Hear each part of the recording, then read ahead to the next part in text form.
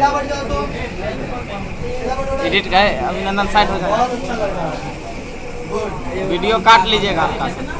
तो आज अपने लोगों का जो है अध्याय 4 काव्य खंड में अध्याय 4 10वां में देखने के लिए जा रहे हैं अध्याय 4 और इसके नाम है स्वदेशी। क्या नाम है? स्वदेशी। अपने टॉपिक है स्वदेशी। अपना टॉपिक क्या है? स्वदेशी। और इन लेखक का शॉर्ट नाम है प्रेमघन। लेखक का नाम प्रेमघन। मेरे प्यारे दोस्तों देखो यहाँ पे लेखक का नाम है प्रेमघन। क्या नाम है? इसके टॉपिक से ही हमें पता चलता है यह स्वदेशी है। टॉपिक से क्या पता चलता है? यह स्वदेशी है। जरूर यह अपने देश से प्यार करने वाला कवि है। जरूर यह अपने देश से प्यार करने वाला कवि है, ठीक ना। तो स्व का मतलब होता है क्या? स्व का मतलब क्या होता है? अपना खुद होता है। स्व का मतलब क्या होता है? अपना खुद। और देश का मतलब देश होता है। देश का मतलब वैसे व्यक्ति जो अपने देश से प्यार करता है उन्हीं को स्वदेशी कहते हैं। उन्हीं को क्या कहते हैं? स्वदेशी। स्वदेशी। आज देखो इंडिया में बहुत सारे ऐसे लोग रहते हैं हम हिंदुस्तान से प्यार नहीं करते हैं। क्या आई हेट इंडिया। अरे रहा इंडिया में कहेगा कि हम इंडिया के नहीं है, ठीक है। आज इसी सब बातों पे चर्चा करेंगे, ठीक ना। बहुत सारी चीजें इसमें हम लोग देखेंगे। तो सबसे पहले देख लेते हैं प्रेमघन। प्रेमघन का पूरा नाम बताएगा तुम लोग। क्या नाम है? बद्री नारायण चौधरी प्रेमघन। बद्री नारायण चौधरी प्रेमघन। हर बोर्ड एग्जामिनेशन में मेरे दोस्तों पूछेगा कि प्रेमघन का पूरा नाम क्या होगा? बद्री नारायण चौधरी। नारायण चौधरी प्रेमघन। और इनका जो युग था ना, इनका युग है भारतेंदु। इनका युग कौन सा है जी? भारतेंदु युग। और इनका जन्म कितने ईस्वी में हुआ था? मिर्जापुर उत्तर प्रदेश में इनका जन्म हुआ था। बद्री नारायण चौधरी प्रेमघन का जन्म 1855 मिर्जापुर उत्तर प्रदेश में कितने ईस्वी में हुआ था? मिर्जापुर उत्तर प्रदेश में। एक बार ये डॉट को क्लियर करते हुए चलो ताकि दूसरी बार हमें देखना ना पड़े। उत्तर प्रदेश में हुआ था। भारतेंदु हरिश्चंद्र को अपना आदर्श मानते हैं। हर कोई व्यक्ति अपनी जिंदगी में क्या होता है, किसी न किसी व्यक्ति को अपना आदर्श मानता है। हम भी अपने लाइफ में किसी न किसी को क्या मानते हैं? अपना आदर्श मानते हैं। इसी प्रकार से आप लोग भी अपना जीवन में अपना आदर्श जरूर माने। चलिए आइए जानते हैं और आगे। प्रेमघन ने भारत के विभिन्न स्थानों का भ्रमण किया, ठीक ना। भारत के विभिन्न जगहों पे जाकर के घूमा और जाकर के वहाँ की वातावरण, स्थिति, कल्चर, अब हर एक जगह की कल्चर अलग अलग होती है।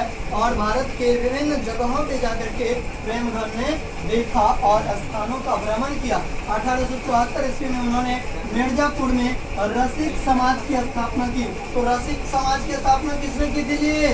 प्रेमघन ने। किसने किया था? प्रेमघन ने। और रसिक समाज का स्थापना कहाँ पर किया था? मिर्जापुर में। कितने ईस्वी में? 74 में। 1874 ईस्वी में। आनंद कादम्बनी मासिक पत्रिका है तथा नागरी नामक साप्ताहिक पत्र का संपादन किया था, ठीक ना। मासिक पत्रिका आनंद कादम्बनी का इन्होंने संपादन किया था बद्री नारायण चौधरी प्रेमघन ने। और नागरी नामक साप्ताहिक पत्र का संपादन किया था किन्होंने? तो प्रेमघन ने। आगे बढ़ते हैं। साहित्य सम्मेलन के कलकत्ता अधिवेशन में सभापति थे, ठीक ना। कलकत्ता अधिवेशन के सभापति कौन थे? प्रेमघन थे। कोई दिक्कत नहीं। प्रेमघन नाटककार भी थे, कवि भी थे, निबंधकार भी थे और समीक्षक भी थे। तो बद्री नारायण चौधरी जो थे ना अपने, वो नाटककार थे, कवि भी थे, निबंधकार भी थे और समीक्षक भी थे। समीक्षक मतलब क्या होता है? मतलब सभापति देखेगा कि ये जो सभापति होते हैं ना, वो मतलब पूरी टीम को देखने का काम करेगा। कॉलेज में प्रोफेसर टाइप के जो सभापति होते हैं उनके अंडर जितना कुछ भी होगा वो सारा काम उनके होते हैं, उन्हीं को समीक्षक बोला जाता है। प्रसिद्ध नाटक इनके हो गए प्रयाग रामागमन। ये बहुत बार एग्जाम में पूछा है, प्रयाग रामागमन किनके नाटक हैं? तो बद्री नारायण चौधरी के। और एक है इनके नाटक भारत सौभाग्य। और एक नाटक क्या है? भारत सौभाग्य। भारत सौभाग्य। उन्होंने जीर्ण जनपद नामक एक काव्य लिखा जिसमें ग्रामीण जीवन का अर्थवादी चित्रण किया है। और इन्होंने एक काव्य की रचना किया है जिनका नाम है जीर्ण जनपद, ठीक ना। और इसमें इन्होंने ग्रामीण जीवन, ग्राम में जो जिंदगी होता है उनके बारे में बतलाया, गांव के लोगों के बारे में बतलाया, उनके रहन सहन के बारे में बतलाया। मतलब वो अर्थशास्त्र को जानते हैं ना, अर्थशास्त्र वह पुस्तकें होती है जो हमारी अर्थव्यवस्था को बतलाती है। अब देखो पॉलिटिक्स, पॉलिटिक्स क्या होती है, मतलब हमको जो है सो कि राजनीतिक के बारे में समझाती है। और हिस्ट्री क्या है, हिस्ट्री क्या है, हिस्ट्री वह किताब है जो हमें बीती हुई बातों को बताती है, वही तो हिस्ट्री है, ठीक ना। अब साइकोलॉजी क्या है, साइकोलॉजी मान के चलो हम इस लड़का को देखे, ठीक ना, और इनके बारे में हम बता दिए, इनके चेहरे को देख करके बता दिए कि ये अब ये काम करने वाला है, इनसे ये होने वाला है, तो ये साइकोलॉजी हो गया, ठीक ना। चलो आगे बढ़ते हैं। अधिकांश काव्य रचना ब्रजभाषा, हम लोग जो काव्य खंड में जब से घुसे हैं ना, ठीक ना, काव्य खंड में जो घुसे हैं गद्य को समाप्त करके, तो इसमें हम लोग देख रहे हैं कि ब्रजभाषा, अवधि, खड़ी बोली, भारतेंदु हरिश्चंद्र के युग में खड़ी बोली जयदे बोला जाता था, मतलब खड़ी बोली जयदे बोला जाता था, ब्रजभाषा का यूज करता था। अवध के लोग अवधि भाषा बोलते थे, अवधि का यूज करते थे। उन्होंने काव्य में लोकोन्मुखता एवं यथार्थ प्राणियता का आग्रह है। जब हम उनके काव्य को पढ़ते हैं, ठीक ना, जब उनके काव्य को पढ़ते हैं, ठीक ना, तो हमको उनमें देखने को मिलता है लोकोन्मुखता, यथार्थ, यानी कि लोगों की यथार्थता का, प्राणता का आग्रह इसके काव्य में लिखा हुआ मिलता है। यह पाठ जो है प्रेम घन सर्वस्व से लिया गया है। प्रेम घन सर्वस्व एक पुस्तक का नाम है और यह पाठ स्वदेशी उन्हीं से लिया गया है, जो हमें 10वीं कक्षा में देखने को मिलता है। तो आपसे पूछेगा कि स्वदेशी पाठ कहाँ से लिया गया है, तो आंसर में बोलिएगा प्रेम घन सर्वस्व से लिया गया है। इन दोहों में नव जागरण का स्वर मुखरित होता है। इनके दोहे में नव जागरण का स्वर मुखरित होता है। उन्होंने राष्ट्रीय स्वाधीनता की चेतना को अपना सहचर बनाया है। समाजवादी का समांतर का विरोध किया है। समाजवादी लोग और समांतर का, जो समांतर को नहीं मानते हैं, जो समाजवादी व्यवस्था को नहीं मानते हैं, ऐसे लोगों का उन्होंने क्या क्या है, विरोध किया है। ऐसे लोगों का उन्होंने विरोध किया है। तो अब हम लोग इसके बारे में जानेंगे, स्वदेशी के बारे में, कि कैसे कैसे लोग हमारे देश में रहते हैं और अपने ही देश की क्या करते हैं, भला बुरा करते हैं। अब देखो इसमें क्या कह रहा है कि सवे विदेशी वस्तु नर गति रति रीत लखात भारत कछु न अब भारत म दर्शात।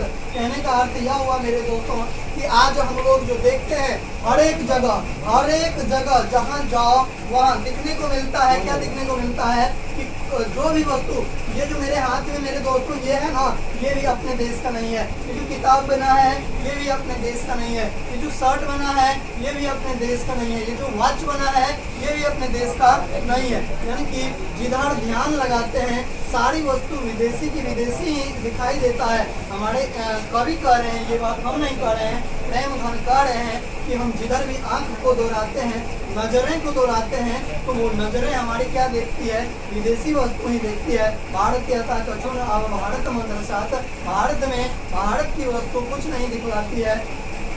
पहले के जमाने में ना तो इतनी ज्यादा साइकिलें थी, दिखा दो भाई, ना तो इतनी ज्यादा साइकिलें थी और ना ही इतनी क्वालिटी में पंखा, ये सब भी दिखा दो, और ना ही इतना फर्स्ट क्लास जो है स्वीट क्लासरूम थी। पहले एकदम नॉर्मल बोरा लो, वास्ता लो और नीचे में बैठो, ठीक ना, ये सारा सिस्टम था। कहीं गाछ में, कहीं वृक्ष में, ठीक ना, कहीं पीपल के पास, ठीक ना, हम खड़े रहते पीपल के गाछ के पास और तुम लोग उसके नीचे, ठीक ना।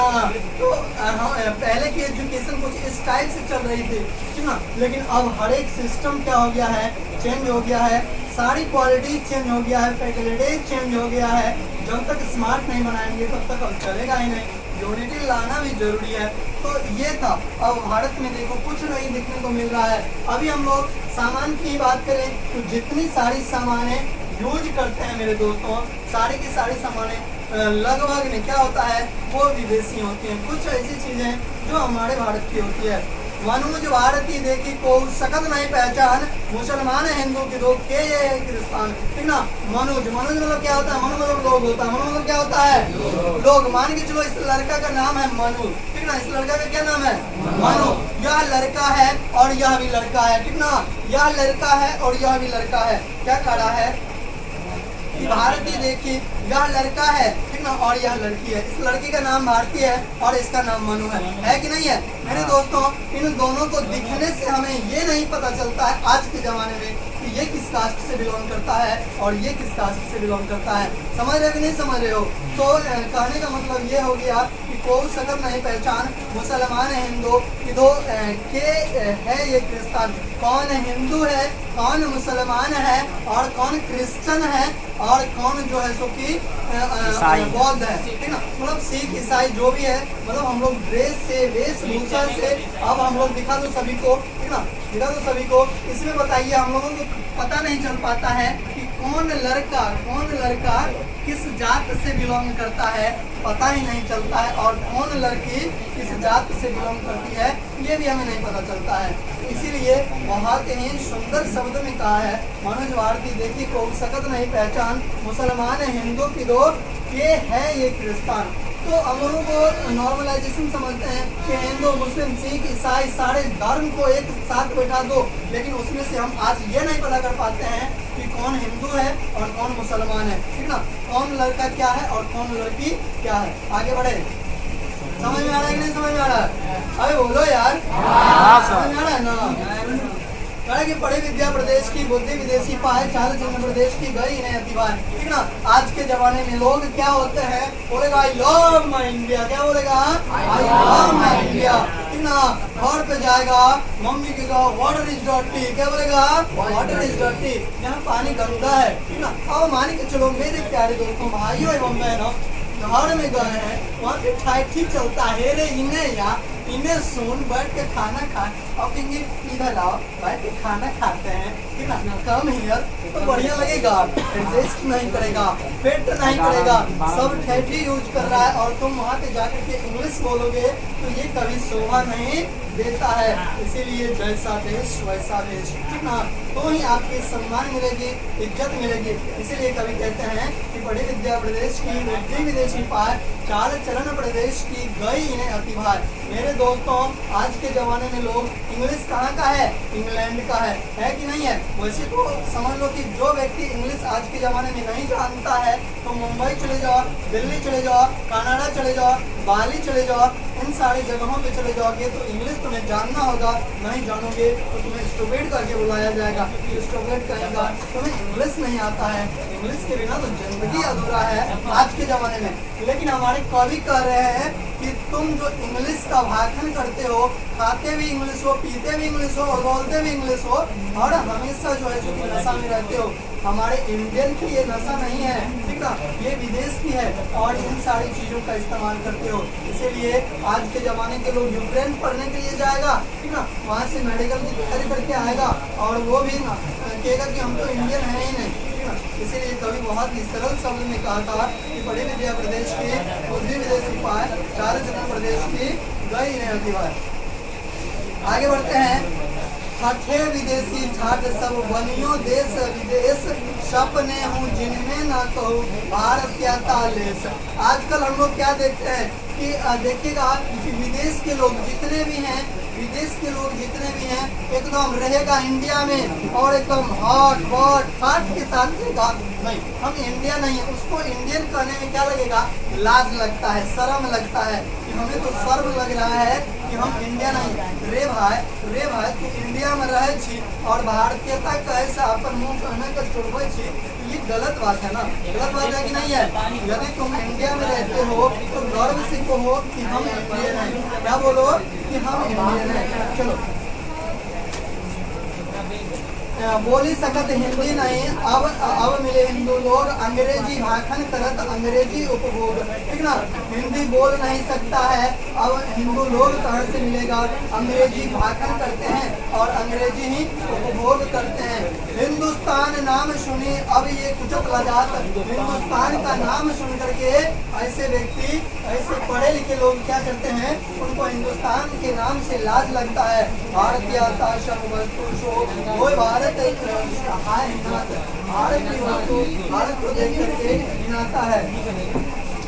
देश नगर बानक बनो सब अंग्रेजी चाल, हाथन में देखो बारह सब अंग्रेजी माल।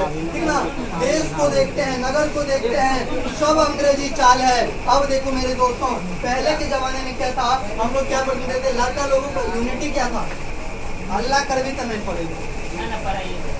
पहले के जमाने में क्या लोग था, लड़का लोगों का स्टाइल था धोती कुर्ता पहनेगा, क्या पहनेगा, अरे धोती कुर्ता, माथे पे तिलक, जींस शर्ट। अब के जमाने में पहले के जमाने में लड़की लोग साड़ी पहनती थी, या तो सूट सलवार साड़ी पहनती थी, या तो लेकिन अब के जमाने में जींस पहनती है या तो टॉप पहनती है।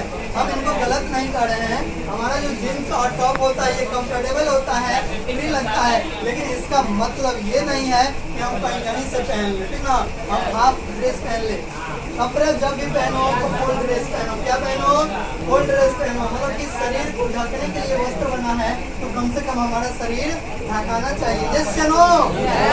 तो आज के जमाने में जींस को फाड़ लेगा, जींस फुल बना है पहनने के लिए, चीर लेगा, ठीक ना, पीछे फाड़ लेगा, शर्ट को नोच लेगा, ऐसे लगेगा कि छछूंदर चल रहा है, ठीक ना, ऐसे झूमर झूमर दिखेगा। तो मेरे दोस्तों, कपड़ा बना है ठीक है, लेकिन उनकी इज्जत भी किया करो, लेकिन उनकी इज्जत भी किया करो। तो हम ये नहीं कहते कि हमारा ये विदेशी कपड़ा है तो ये गलत है, ये भी सही है, लेकिन इसका इस्तेमाल हम लोग किस तरह से कर रहे हैं ये देखना बहुत ज्यादा जरूरी है। चलिए, जिनको समझ सकत नहीं तन की धोती ढीली डाली देश प्रबंध करियो वे या कैसे खाम ख्याली। कहता है कि जिससे इस शरीर का, इस बॉडी की धोती नहीं समझ सक रहा है, वैसे वैसे नेता लोग आज क्या करते हैं कि नेतागिरी देश संभाल रहे हैं। हम इससे यह प्रेरणा मिलती है इस कविता से कि हम युवाओं को प्रेरित होकर के कह रहे कवि कि युवा को राजनीतिक में आना चाहिए, पॉलिटिक्स में आना चाहिए, और युवा से देश संभलेगा। आज के प्रधानमंत्री का नाम बताओ क्या है, दामोदर दास नरेंद्र मोदी। दामोदर दास मोदी देखिएगा, एकदम पूरा सूट वोट फेट फाट में रहते हैं, बोल ले एनर्जी के साथ, एकदम सनातन को मानने वाले हैं, हिंदू को मानते हैं, और वो बड़े जगह पूजा अर्चना भी करते हैं। ठीक है, हम रिस्पेक्ट करते हैं उनका भी, हम रिस्पेक्ट करते हैं प्रधानमंत्री जी का भी, जो इतने अच्छे काम कर रहे हैं। अब जो काम कर रहे हैं हमको क्या सिखा लेना चाहिए।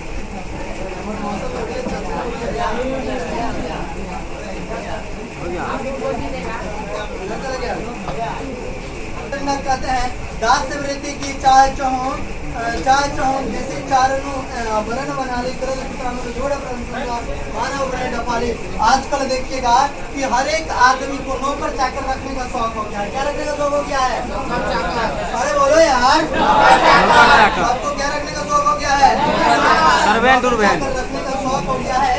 देखिएगा कि वो गुलाम के जैसे दूसरे के यहाँ जाकर के मेहनत करेगा, ठीक ना। इसीलिए कहा कि दास वृत्ति की चाह जो देसी चार हूँ वरण बना ले, जोड़ प्रशंसा माना हूँ मने डफाले। मेरे प्यारे दोस्तों, नौकर चाकर रखने की आजकल सबों की इच्छा हो गई है, ठीक ना, नौकर चाकर रखने की सबों को इच्छा हो गई है, ठीक ना। तो अब क्या हो गया है, तो नौकर चाकर रखने की इच्छा, सॉरी हम इससे नहीं पीटते, हम इससे पीटते हैं, पुलिस इसको बैठा, हम मारपीट नहीं करते हैं, मारते ना ज्यादा, अरे वो पीटते ज्यादा नहीं ना है, नहीं पीटते हैं। तो ये बात रही। तो देखिएगा कि वो अपने मालिक की क्या करते हैं, नौकर चाकर झूठी प्रशंसा करते हैं कि मेरे मालिक गजब है, मेरे मालिक सुपर है, ऐसे हैं वैसे हैं, नौ तेरा खाक दिल देती ना, पूछो नहीं, काम कराते रहता है एकदम भर दिन। हम आपको जिंदगी की एक स्टोरी सुना देते हैं। अभी ये कहानी समाप्त हो गई, तो कैसा लगा ये कहानी आप लोगों को? बहुत अच्छा।